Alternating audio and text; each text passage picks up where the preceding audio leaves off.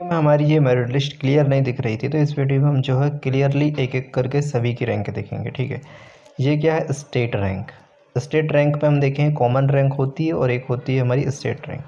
तो इसको हम कॉमन रैंक मान सकते हैं। कॉमन रैंक मतलब वो रैंक होती है जिसमें एनआरआई स्टूडेंट और नॉन डोमिसाइल स्टूडेंट इंक्लूड होते हैं। ठीक है, और उनको हटा दें एनआरआई और जो नॉन डोमिसाइल है, तो हमारी बनती है क्या, स्टेट रैंक। तो इसमें क्या है, कुछ बच्चे होंगे अदर स्टेट के जो एमपी में जिनका सेंटर था, तो वो भी इसमें इंक्लूड है, और एनआरआई वाले, लेकिन वो ज़्यादा मात्रा पे नहीं है। ठीक है, दूसरा जो बाहर हैं, जैसे कि किसी ने कोटा पे या फिर अदर स्टेट पे एमपी डोमिसाइल वाले ने पढ़े हैं, उनके सेंटर भी इसमें इंक्लूड नहीं है। उनको इंक्लूड करेंगे तो थोड़ी सी डिस्टर्ब होगी यहाँ पर रैंक। ठीक है, तो हमारी मतलब एग्जैक्ट कॉमन रैंक भी हमारी जो है एग्जैक्ट नहीं बनेगी, लेकिन इससे जो है एक्सपेक्ट कर सकते हैं 5 to 10 मार्क्स का डिफरेंस होगा जब हमारी ऑफिशियल मेरिट लिस्ट आएगी।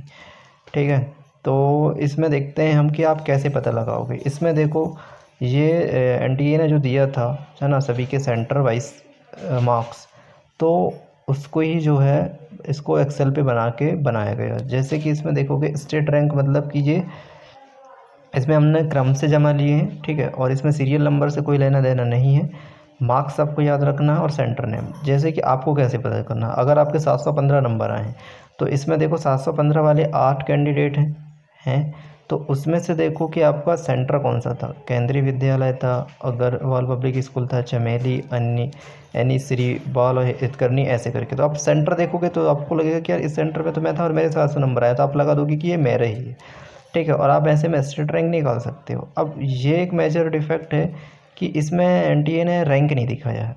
ठीक है, अगर ऑल इंडिया रैंक दिखाता या फिर हाँ ऑल इंडिया रैंक दिखाता तो वो भी पता चलता, और वो स्टेट रैंक बनेगी तो उसमें भी क्या होगा पता है, वो क्रम से जमा आएगा ना, कि किसके सबसे पहले बायो पे ज़्यादा मार्क्स आए, फिर केमिस्ट्री पे, फिर फिजिक्स पे, फिर जो भी क्राइटेरिया होता है रैंक का ऊपर उठने का, उस हिसाब से वो बनाएगा। तो इसमें फेरबदल हो सकते हैं, जैसे कि यहाँ पर 715 वाला जो केंद्रीय विद्यालय वाला सबसे ऊपर में लिखा है ना, वो नीचे भी आ सकता है। ठीक है, तो उसने रैंक वाइज जो है अभी इसमें नहीं है। बाकी ये तो कंफर्म कर सकते हो कि यार ठीक है, ये 715 वाले इतने स्टूडेंट हैं एमपी के, मतलब इसमें जितने भी एमपी के बच्चे हैं वो सारे इंक्लूड हैं, सिर्फ जो बाहर गए हैं उनको छोड़ के, तो वो उतनी ज़्यादा मात्रा पे नहीं है। तो इतना तो आप क्लियरली इस रैंक से देख के अनुमान लगा सकते हो। ठीक है, पिछले वीडियो में तो मैंने बता ही दिया हूँ कि कितनी गवर्नमेंट की कट ऑफ जा सकती है और कितनी प्राइवेट की, ओबीसी, यूआर और जनरल के लिए। एसटी एससी वाले के लिए ऑफिशियल मेरिट आएगी तो उन पे फ़र्क पड़ेगा। ठीक है, रिजर्व कैटेगरी के लिए तो इसको देखते जाइए। यहाँ पर देखो 715 वाले जो हैं, जो एमपी में जिनका सेंटर था, तो एमपी के ही ज़्यादातर बच्चे होंगे, जिसमें से 8 कैंडिडेट हैं जिनके ये सेंटर्स दिखाई दिए जा रहे हैं, और उनकी रैंक जो है इस टाइप से, मतलब 8 स्टूडेंट है तो 8 उसकी रैंक बनती है। ठीक है, 710 वाले स्टूडेंट फिर देख सकते हो इसमें 710 के बाद जो है 707 वाले स्टूडेंट मिलेंगे, फिर 706 वाले स्टूडेंट मिलेंगे, 705, 705 के बाद नीचे जाएंगे तो 702, फिर 701, तो 700 प्लस वाले बच्चे 32 मिलेंगे। ठीक है, 32 बच्चे ऐसे हैं जिनके 700 के प्लस में मार्क्स हैं। तो ये बच्चे क्या करेंगे यार, कि अगर ऑल इंडिया कोटा में तो देखोगे तो 720 वाले तो कुछ बच्चे हैं, तो उनको पहले एम्स मिलेगा, फिर इसके बाद सीट बचती तो ये वाले बच्चे ले लेंगे।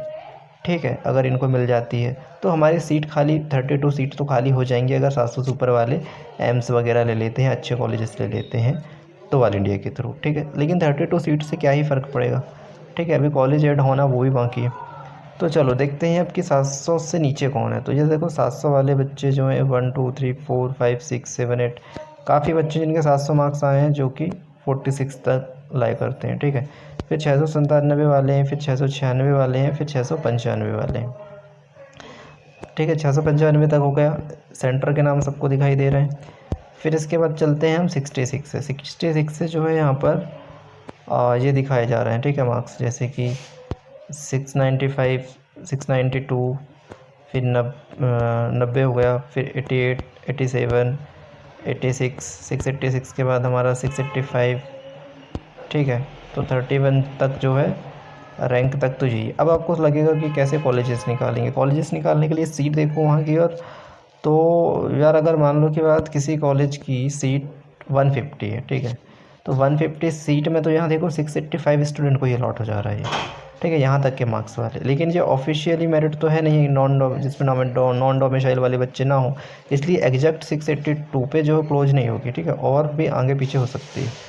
बट बात ये है कि 150 सीट से ज़्यादा ही रहेंगी ना, कुछ जैसे एमजीएम में देखोगे तो काफ़ी सीट रहती हैं, तो वो आप उसको कैलकुलेट कर सकते हो।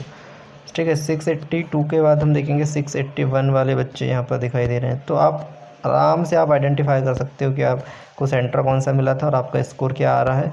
उस हिसाब से ये रैंक प्रेडिक्ट तो थोड़ी सी कर ही सकते हो। ठीक है, तो कमेंट करके हमको ज़रूर बताना कि आपकी इसमें से कौन सा सेंटर, क्या मार्क्स और क्या रैंक आ रही है, क्योंकि इसमें रैंक नहीं दी हुई है। तो आप रैंक जो है ऑल इंडिया कोटा की कमेंट कर सकते हैं हमको। ठीक है, इसके अलावा व्हाट्सएप ग्रुप पे भी मैसेज कर सकते हो और पर्सनल काउंसलिंग भी हमसे ले सकते हो अगर आपको नॉर्मली पर्सनल काउंसलिंग करते नहीं बन रही है और आपको हेल्प की ज़रूरत है, चाहे फिर वो फ़ीस से रिलेटेड हो, डॉक्यूमेंटेशन से रिलेटेड हो, है ना, कॉलेज की फ़ीस वगैरह रहती है, क्योंकि गवर्नमेंट मिलने के तो बहुत कम चांसेस हो जा रहे हैं, क्योंकि इतने हाई मार्क्स पे कॉलेज मिलने वाला है, तो प्राइवेट ही एक चांस बनता है। तो प्राइवेट के लिए तो यही काम करना है आप सभी को बढ़िया से कि उसकी फ़ीस कितनी है कॉलेज वाइज, है ना, वो आपको जानना ज़रूरी है। डॉक्यूमेंट क्या लगेंगे, कितना बॉन्ड है उसका, और क्या एडवांटेज डिसएडवांटेज है, तो ये सारी चीज़ आपको पता होना चाहिए। तो ये 395 तक जो देखेंगे हम 664 मार्क्स तक जो है यहाँ पर मिल रहा है। ठीक है, फिर उसके ऊपर जाएंगे तो 396 और 398 रैंक तक ये मार्क्स दिखा रहे हैं हमको। और भी हम नेक्स्ट जाएंगे तो देखो यहाँ पर मतलब 461 तक तो यार 660 के प्लस वाले बच्चे हैं। ठीक है, इतनी रैंक तक।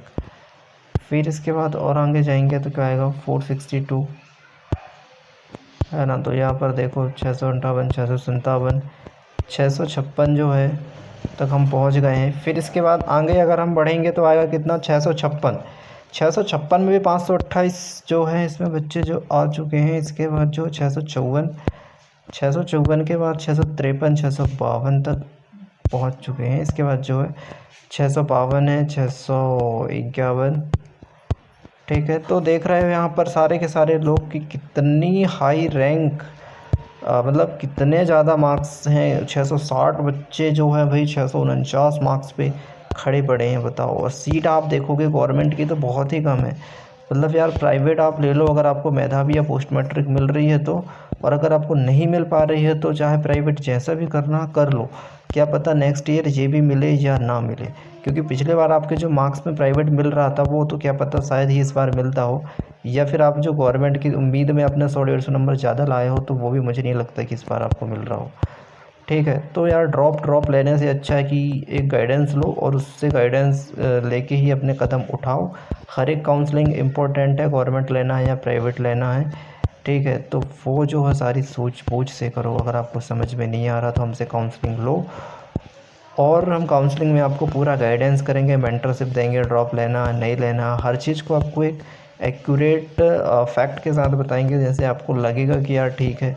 और आपका एक फ्यूचर का सवाल है, अगर आप धोखा से गलत कदम उठा लेते हो और किसी प्रकार से आपको कॉलेज मिल रहा था और आपको नहीं ले पाते और भविष्य में भी आपको कॉलेज में ऐसे कट ऑफ बढ़ते हुए नहीं मिल पाता तो आप बहुत पछताओगे। इसलिए अच्छे से लेना है यार। कॉलेज को छोड़ना बहुत बड़ी गलती होती है, कॉलेज को छोड़ना नहीं है।